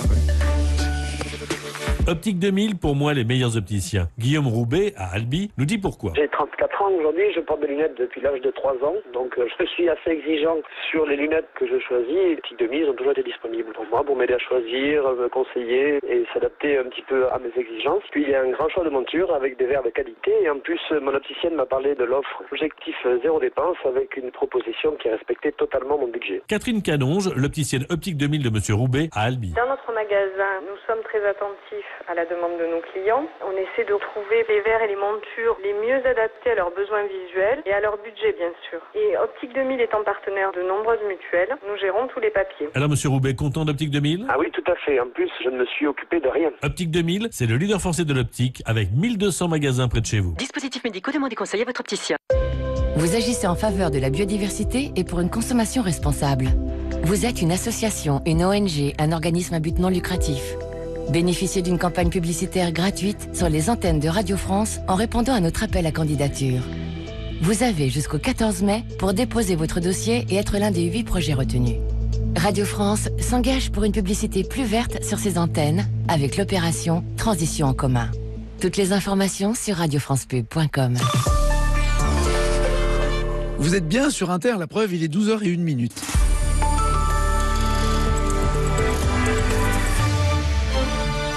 Armelle Balogog pour vous informer. Un immense travail a été accompli pour sécuriser Notre-Dame. Les mots d'Emmanuel Macron, perché sur son toit ce matin en combinaison de chantier, casque sur la tête. Le président visite la cathédrale 2 ans après l'incendie et l'effondrement de la flèche. Et son objectif, c'est toujours la réouverture du site en 2024. Nous tiendrons les délais, promet le général pilote du chantier sur France Inter, Jean-Louis Georgelin. Les travaux de restauration commenceront, selon toute vraisemblance, à la fin de cette année. Et l'objectif, c'est bien de célébrer un office à Notre-Dame en 2024. Ce qui ne veut pas dire que tout sera terminé. Alors à l'intérieur, j'espère qu'on aura pratiquement terminé, c'est-à-dire que le transept aura été réparé, parce que le cœur du drame, c'est l'effondrement de la flèche sur le transept. Voilà. L'orgue, le fameux orgue, le somptueux orgue de Notre-Dame que nous avons démonté, aura été remonté, il aura été harmonisé. 6 mois de travail pour harmoniser l'orgue in situ. Ça, c'est assez considérable. L'aménagement intérieur aura été fait et l'on pourra donc revisiter la cathédrale et y célébrer les offices. C'est-à-dire qu'on rend la cathédrale à son spectateur qui est l'archevêque. Le général Jean-Louis Georgelin dans le 7h50 à réécouter sur franceinter.fr. Après les toits de Paris, les réunions pour le président. La Covid au menu de sa journée. Réunion avec des maires, puis avec des ministres. Chacun arrive avec ses propositions d'ajustement du protocole sanitaire et surtout avec ses priorités. La réouverture des équipements sportifs pour Roxana Maracineanu, celle des salles de spectacle pour Roselyne Bachelot et celle des commerces et des restaurants pour Bruno Le Maire, peut-être le 15 mai. On se prend déjà à rêver d'un café en terrasse en voyant les signaux passer au vert chez nos voisins. Les tables de bar et des restaurants de nouveau installés dehors dès lundi en Suisse, le 8 mai en Belgique. Mais Jérémy Audouard, malgré la bonne nouvelle, les professionnels belges sont perplexes. La joie laisse rapidement la place à l'amertume chez de nombreux patrons de bars et restaurants. Olivier Allais s'occupe du Skive Lavabo, c'est en région bruxelloise. On est positif par rapport à la réouverture. Le seul problème logistique en Belgique, comme on dit, c'est la météo. Le matin, il fait beau, on a réengagé du personnel, le personnel est là. Il pleut à midi, on peut pas travailler en terrasse, on fait quoi avec le personnel ? Car au mois de mai, le temps reste instable et ce n'est pas forcément rentable d'ouvrir quelques tables en terrasse. L'établissement compte une dizaine d'employés et seule la moitié devrait revenir à la réouverture. On peut déjà commencer à programmer le nettoyage des terrasses, l'agencement des terrasses. Maintenant, on va voir qu'est-ce qu'ils vont nous donner comme conditions, si ça vaut la peine d'ouvrir ou pas ouvrir, surtout avec le personnel. Ce patron a reçu en tout et pour tout 7 000 € d'aide. C'est très loin de couvrir l'ensemble des charges fixes de ces derniers mois. Mais il a tenu le coup grâce à la vente à emporter et à sa trésorerie personnelle. Rien qu'à Bruxelles, un établissement sur 3 risque de mettre la clé sous la porte à cause du Covid.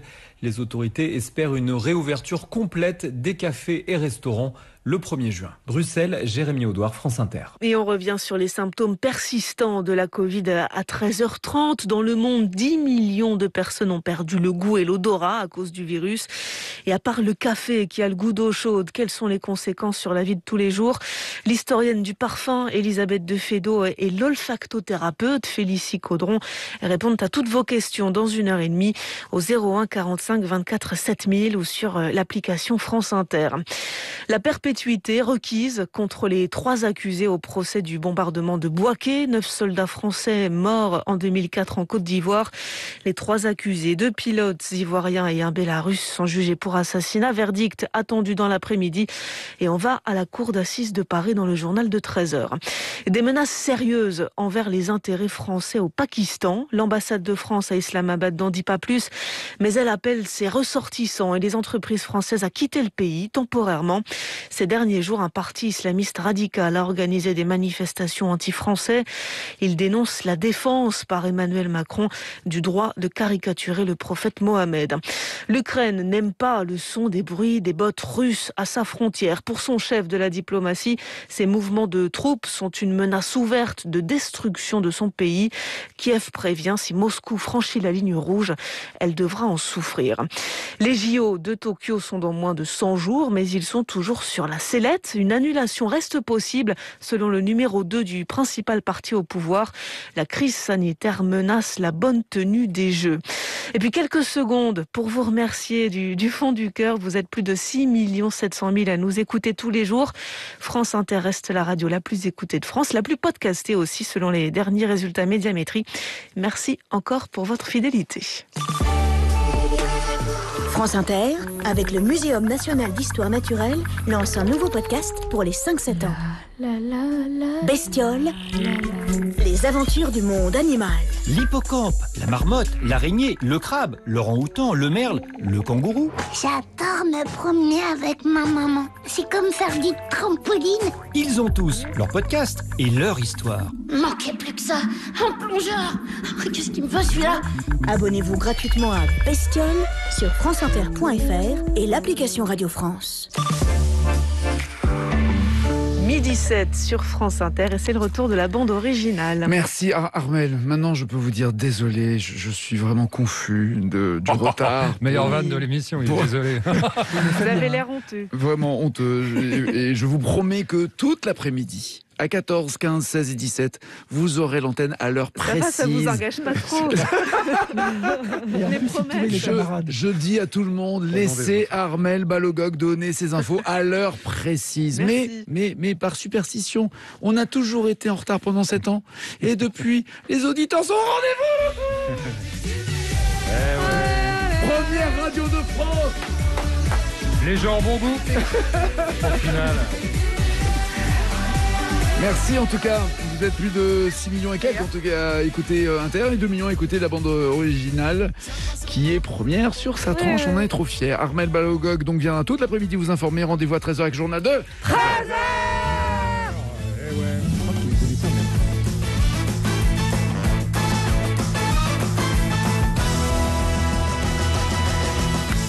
La bande originale avec Léla Kadou-Boudodi, la bande originale avec Morgane Calignan, Tanguy Bastureau, Alexis Le Rossignol, Daniel Morin et notre invité Plantu. Plantu qui publie 50 ans de dessin avec des textes d'Éric Fotorino, c'est chez Calman Lévy avec évidemment la Bibliothèque nationale de France puisque tous vos dessins, 30 000 enfin ou 22 000, je ne sais pas combien il y en a exactement, à la BNF seront exposés et il y a également l'année de Plantu 2020.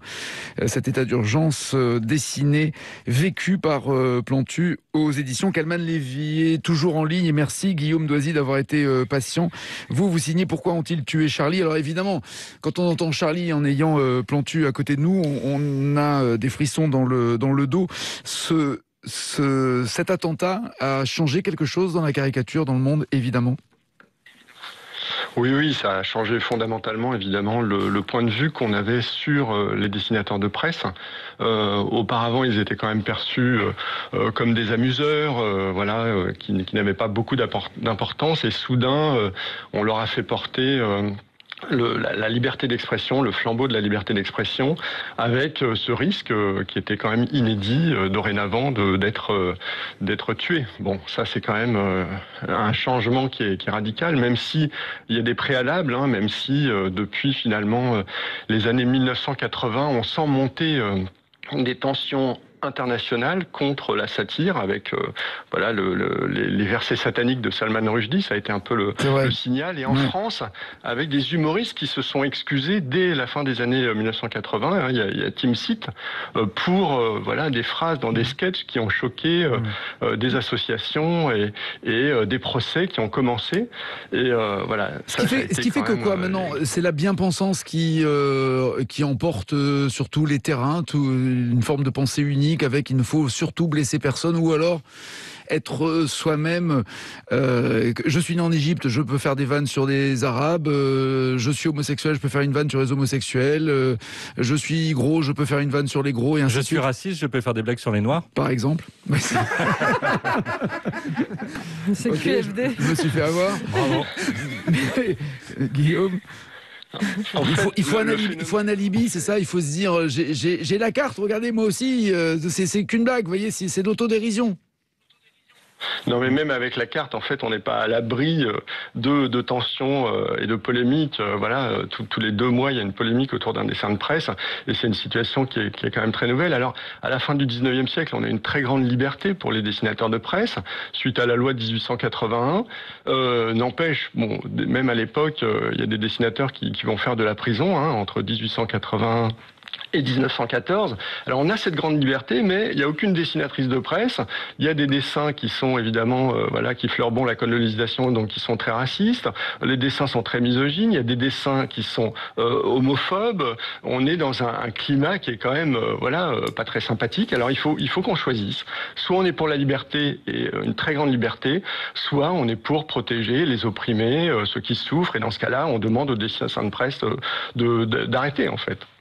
Plantu, au matin de ce mois de janvier 2015, vous dites avoir physiquement été tétanisé, tous vos muscles étaient comme bloqués. Oui, parce que je devais déjeuner avec le président de Reporters sans frontières et Christophe Deloire, et il me téléphone à 11h, il me dit écoute, on annule parce que il se passe quelque chose à Charlie. Et à ce moment-là, je commence à écouter les radios, à mettre la télé, et je prends qu'ils sont un tel blessé. Et après, je vois les bandes, il y a marqué qu'ils sont morts. Et là, oui, ça m'était jamais arrivé d'ailleurs d'avoir des crampes. On a toujours des crampes, mais des crampes dans tous les muscles du corps. Ça, Vous êtes dit, j'aurais pu être avec eux ? J'ai vu, ça faisait 10 ans que je voyais dans les écoles un fossé qui commençait à s'installer. Il y a des incompréhensions sur les religions. Je me dis, mais attends, ils disent quoi là ? Et en fait, quand il y a eu ce non-respect de la minute de silence, tout de suite après Charlie, dans certaines écoles, alors, tout le monde était surpris, sauf moi. Parce que je voyais bien, même encore aujourd'hui, c'est pas du tout une généralité, mais je vais dans des écoles où il y a des enfants qui me disent à moi, vos copains ont été assassinés, c'est bien fait. Et donc, dans ces cas-là, je suis stupéfait.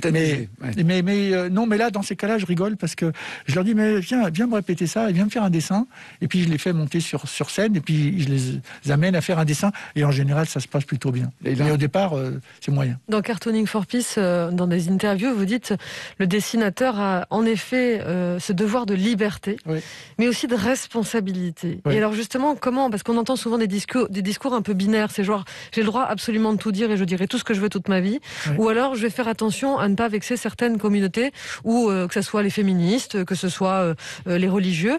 Comment on se positionne au milieu ? C'est pas au milieu, je suis à fond pour la liberté de penser, et à commencer évidemment par mes petits camarades dessinatrices, dessinateurs.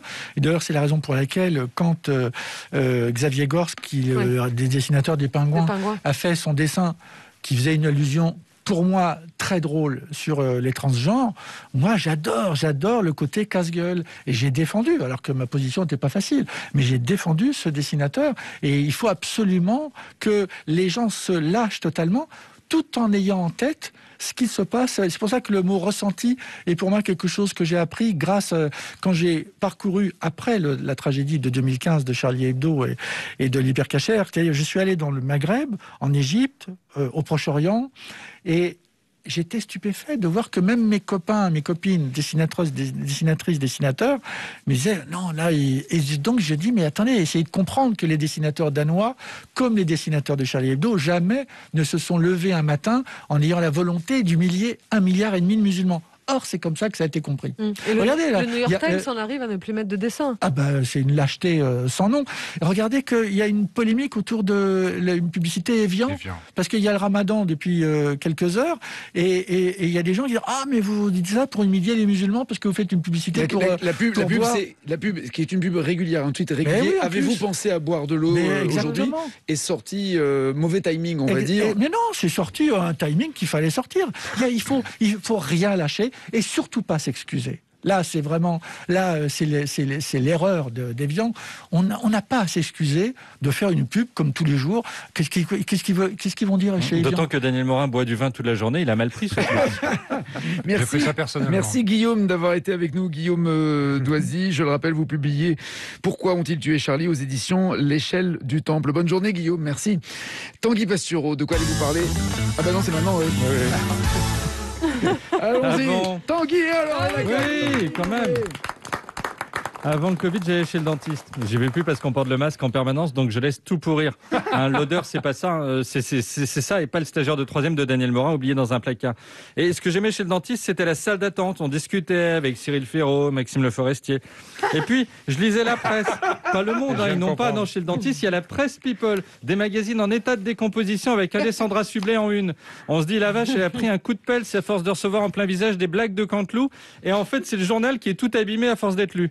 Alors, je sais ce que vous dites, la Presse People, c'est formidable, ça permet de désacraliser les stars. On imagine que Karine Ferry a une vie géniale, puis on la voit pas maquillée sortant de Carrefour City avec ses gosses qui hurlent parce qu'elle a acheté des asperges. Donc on se dit, ok, dans ce cas, je reste Morgane Cadignan et basta, quoi. Donc hier, je suis allé sur Google Actu, onglet People, pour essayer de voir qui a de la cellulite ou si Catherine Deneuve sent des pieds. Et alors c'est trompeur, mais c'est trompeur. Exemple, je lis en titre, Michel Simès et Adriana Carambeu, ils annoncent enfin une bonne nouvelle. Le « enfin » est en majuscule. Donc je me dis, oui, ils sont ensemble, c'est super, ils ont mis le temps, 3 ans d'émission sur le transit intestinal avant de se rouler une pelle. Ils ont cru que la vie c'était sans limite de durée, quoi, comme celle d'Édouard Balladur. Je clique, et la bonne nouvelle, super, c'est que le 27 avril, il y a un numéro inédit des pouvoirs extraordinaires du corps humain. C'est-à-dire qu'il doit y avoir des femmes femmes qui le soir disent à leur conjoint « J'ai une bonne nouvelle », l'autre s'écrie « Ah mon Dieu, tu es enceinte, je t'aime ». Elle répond « Non ». Par contre, Simès et Carambeu font leur retour le 27 sur France 2. C'est ça les Actu People, parce qu'ensuite je lis Faustine Bollard dévoile sa séance de câlin. Je me dis chouette, une sextape, enfin quelqu'un qui s'éclate sur France 2, pas comme Carambeu et Simès. Je clique, et ben en fait Faustine Bollard sur Instagram a juste posté une photo d'elle avec dans les bras son chien. Quelle caresse, j'ai vérifié 8 fois, c'est bien un chien. Hein, ou alors elle a un amant tout petit avec des oreilles tombantes et qui se renifle les fesses. Non. Donc si ça, c'est un moment coquin, je le connais. Je veux dire, la carrière de Michel Drucker, c'est un gangbang. Donc, deuxième déception. Donc là-dessus, je lis la chanteuse Sylvie Vartan défigurée après un accident de voiture. Je me dis, la pauvre, elle va devoir tout refaire à nouveau. Je clique. En fait, l'article du magazine Public parle d'un accident qu'elle a eu en 1970 avec Jenny. Ouais. Elle était passée à travers le pare-brise. L'impact était plus gros qu'une pièce de 2 €, donc même si Carglass avait existé, il n'aurait pas accepté de prendre en charge la réparation. Donc, troisième déception, parce que parfois on a l'impression que ça vient de se passer, mais c'est un vieux dossier. Je continue, je fais défiler les titres et je lis véridique. Mylène Farmer, 2 points, cette relation totalement inattendue avec Passepartout de Fort Boyard. Mais non. Là, j'avoue que je me suis mis à rêver. J'ai imaginé Mylène Farmer, la tête dans le four avec le gaz allumé, et Passepartout qui tourne une clepsydre en hurlant « Sors, sors !» Donc je clique. Et déception. En fait, Passepartout a juste révélé avoir tourné en 86 dans un clip de Mylène. Oh. Voilà, il dit « Je fais partie de l'association des personnes de petite taille ». Donc ça existe. Hein. Alors par contre, ne sonnez pas parce qu'ils ont loué un appartement standard, l'interphone est trop haut. Hein, ils peuvent pas répondre. Ah bah, ça passe pour du snobisme. Hein. Combien de fois a-t-on entendu la phrase « Vraiment, les nains, ils se la pètent ». Et Passepartout dit « Un jour, on nous appelle, c'est Mylène qui voulait des personnes de petite taille pour son clip. Hein, 1 heure plus tard, un type en scooter lui livrait Passepartout. Donc pas de relation enflammée. En fait, ils ont juste bossé ensemble une demi-journée en 86. Super. J'étais donc sur le point de laisser tomber la presse People pour d'autres occupations plus intéressantes, comme tout en fait. Hein. Quand soudain, le titre « Nagui, 2 points, complètement sous le charme d'un célèbre chanteur français » attire mon attention. Je me dis, ils se sont trompés. Je ne suis pas chanteur. Puis, je réalise très vite que ce n'est pas moi. Hein, je clique, vous imaginant déjà en train de papouiller Pascal Obispo, lequel vous filme nu pour son application Obispo All Access. Comme d'hab. Hein, parce qu'à un moment, il va falloir qu'il arrive à faire payer les gens. Donc. Et en fait, dans N'oubliez pas les paroles, le mardi 13 avril, vous avez juste déclaré « Aimez beaucoup Vianney », ce jeune homme à grosse mèche à qui sa mère n'a jamais dit qu'il fallait pas mettre les pieds sur le fauteuil. Donc vous dites « J'aime Vianney, super artiste », et c'est à peine si on n'écrit pas que vous avez réservé une mère porteuse en Floride le 27 avril. Hein, ce qui ferait beaucoup parce que le 27, je rappelle qu'il y a déjà le retour de l'émission de Michel Simès et Adriana Carambeu. C'est une bonne nouvelle. Hein. Donc voilà, j'ai quand même trouvé une vraie info. Le titre, le créateur de mode Jean-Claude J3 en couple avec sa femme et un homme. J'ai cliqué sans espoir. Je me suis dit, il a dû caresser le chien de Faustine Bollard en même temps que le sien. Eh bien non, il est marié à une dame et en même temps se farcit un homme de 40 ans, son cadet. Alors, il a 77 ans, donc ça va. Ce serait plus gênant si c'était M. Pokora qui faisait ça. Il a 35 piges. Donc ça l'obligerait pendant 5 ans à avoir une relation avec des ovocytes congelés. Hein, allez discuter avec un frigo, vous. Bon, je sais pas. Il a dû se dire, je m'appelle J3, donc on va vivre à 3. Hein, heureusement que tout le monde fait pas ça. Imaginez la vie de Damien XVI, quoi. Bonjour, bonjour, bonjour, bonjour. Ah, pardon, je t'avais pas vu. Bonjour. Vous voyez, la presse People, au final, c'est comme les plats cuisinés. Vous regardez, ça donne envie, puis vous ouvrez et ça ressemble jamais à ce qui était proposé. Exactement. Sinon, seuls 12 jours nous séparent du 27 avril où enfin on aura une bonne nouvelle. Yes. Merci. Dans la culture, Leïla Kadrovo-Dadi, que se passe-t-il? D'après vous, connaissez-vous Jean-Claude Mourleva? Jean-Claude Mourleva. Il y a un vrai nom quelque part de Kanye West. C'est un véritable. C'est un homme. Le vrai nom de Mick Jagger. C'est un auteur. Auteur qui a remporté un des prix les plus prestigieux au monde. Et il est français. Le prix Nobel? Absolument. De littérature jeunesse. Et oui, je ne sais pas qu'il y avait un prix Nobel de littérature jeunesse. C'est lui qui a signé L'Enfant Océan, Le Combat d'hiver, Le Chagrin du Roi mort, Jefferson. Il s'est aussi prêté au jeu de la littérature adulte avec Oh Happy Day qui paraît ce mois-ci aux éditions Pocket. Que lisez-vous, Plantu, sur votre temps libre? Je ne lis pas suffisamment. Je lis le journal et je reçois beaucoup de livres. Régis Debray m'a envoyé son dernier livre et à chaque fois, je vais vous dire, j'ai un problème avec les livres que j'adore. J'adore la lecture et à la fois, c'est un vrai problème, c'est que quand je pose mon œil sur la page, les idées de dessin me viennent. Ce qui fait que je dessine ce que je crois avoir compris de la lecture, et après je suis obligé de reprendre la page d'avant, ce qui fait que je lis très lentement. Et c'est pour ça que j'ai raté toutes mes études. D'ailleurs. Les informations viennent essentiellement des chaînes info, télé, de la radio. Quand vous travaillez, la source d'informations sur laquelle vous vous référez. Parce que le problème, c'est d'abord les journalistes. Avoir une opinion. Oui.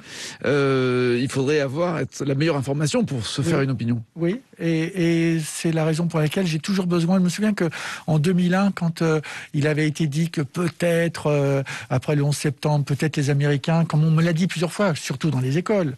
Moi, je me souviens qu'en 2001, j'étais à la Seine-sur-Mer. C'est pour vous dire que j'ai vu venir j'étais dans un préau d'école devant 500 gosses, mignons comme tout, et après le drame de World Trade Center, et le proviseur, emporté par l'élan, tout le monde était content, il me dit, est-ce que vous voulez bien dessiner sur un mur, sur le mur du préau? Je dis, mais vous êtes sûr? Et les gamins, ouais. Et je commence à dessiner Ben Laden. Et le proviseur, avec une petite goutte de transpiration sur la tempe, s'approche de moi, il me dit, je vous préviens, il me murmure, il me dit, les 3/4, ils sont pour. Je me dis, oh là, putain. Et donc, j'ai compris qu'on allait basculer dans quelque chose qui allait nous échapper. Et c'est ça que j'aime dans l'outil du dessin, c'est d'essayer de transcrire ce qu'on croit avoir compris. Et c'est pour ça que j'ai toujours besoin du regard des journalistes. Vous l'avez fini le dessin ou pas? Je l'ai transformé. Parce que je me suis dit, il va y avoir un souci parce que vous vouliez pas blesser. Mais en même temps, vous avez tordu votre opinion et votre volonté. Non. Vous verriez le dessin que j'ai laissé. J'arrive. C'est la rouerie et le côté malin dans le dessin permet énormément de choses. Vous parlez de rouerie. Voici Daniel Morin. Mon deuxième prénom. Allez. Pour commencer, comment ne pas évoquer les résultats d'audience des radios publiés ce matin? Alors, mauvaise nouvelle, le média radio dans son ensemble baisse. Mais bon, pour France Inter, ça va. Toujours leader et de loin, de très loin. Pour vous donner une image, on ne voit même plus le poursuivant dans le rétro. Mais le carton, c'est France Info. Pendant que tout le monde baisse, France Info prend 800 000 auditeurs. Un truc de dingue. Alors, le souci, c'est que France Info est une radio... comment dire, pour pas qu'il me colle un procès? C'est une radio festive. Pour eux, tout est prétexte pour boire un coup. Alors, avec les résultats de ce matin, j'ai peur qu'au 4e étage de la maison de la radio, on soit proche d'une pandémie de coma éthylique. Tout à l'heure, il est environ 9h, j'ai croisé Marc Fauvel et Renaud Dely en slip dans les escaliers, en train de chanter les lacs du Connemara. Ça m'a surpris de la part de Marc. De la part de Renaud, moi, un peu de gens le savent, mais Renaud a commencé sa carrière de journaliste comme gogo danseur à Ibiza, dans une boîte appelée Los Batardos. Bref, je suis pas là pour dénoncer, c'est juste un petit hommage au peuple d'info qui réalise la perf du jour. Bravo à eux. Sinon, pour en revenir à des considérations beaucoup moins fun, qui vaincra la pandémie? Qui aura raison du maudit virus? Pfizer? Ouais. Moderna? Bof. AstraZeneca, Johnson & Johnson? Non, celui qui va sauver le monde, c'est Carvativir. C'est quoi ce médoc Carvativir? Eh ben, c'est l'une des associations du carvacol et de l'isotonol, deux substances issues d'huiles essentielles de plantes comme l'origan ou le thym. Ouais, et c'est le président vénézuélien Nicolas Maduro en personne qui assure la promo de ce médicament qu'il fait distribuer dans tous les hôpitaux, les cliniques, les pharmacies. Maduro déclare, c'est le médicament miracle qui a été testé pendant 9 mois sur des malades les plus mal en point. Il les a guéris à 100%. Génial! Mais qu'en pensent les scientifiques du Carvativir? Eh ben après des analyses poussées, ils sont catégoriques, l'efficacité est nulle. Ce médicament ne sert à rien contre le Covid, mais à rien du tout. Et Maduro, il le distribue à tout le monde. Dommage, ça avait l'air bien pratique. Se soigner, c'est 10 gouttes sous la langue toutes les 4 heures. Comme il y a du thym et de l'origan, tu peux faire une petite vinaigrette et te soigner en même temps que tu manges. Alors, qui produit le Carvativir? Un labo de génie, on imagine. Eh ben, c'est l'entreprise Fab Farven, une société aux multiples talents, puisqu'il y a quelques mois encore, elle était spécialisée dans les pièces détachées automobiles. Et voilà, ben, c'est Maduro. Ben, en même temps, on peut voir le bon côté des choses. Le thym et l'origan, au moins, on risque pas de thrombose, c'est déjà ça. Désolé peut-être d'avoir fait naître de faux espoirs de guérison miracle. Sinon, si la situation sanitaire vous déprime, faites chez vous comme ils font à France Info. Buvez. Mais attention, buvez jamais avec modération. Merci, Daniel. L'année de Plantu 2020, état d'urgence, c'est chez Calman Lévy. L'année de Plantu et Plantu 50 années, 50 ans de dessin avec les textes d'Éric Fotorino, ces échanges, ces dialogues passionnants entre vous, où l'on comprend les atermoiements, les hésitations, même pas des conférences de rédaction, les opinions dans le propre journal, comment les différents patrons vous ont regardé, suivi, l'explication même des dessins. Dessine toi-même ton Sarkozy avec une règle, il faut que la tête soit plate, c'est ce que vous expliquez aussi. Il y a tous ces dessins qui sont extrêmement drôles, qui tapent dans tous les sens. Hollande en prend aussi pour son grade. Il dit même que je l'ai torturé.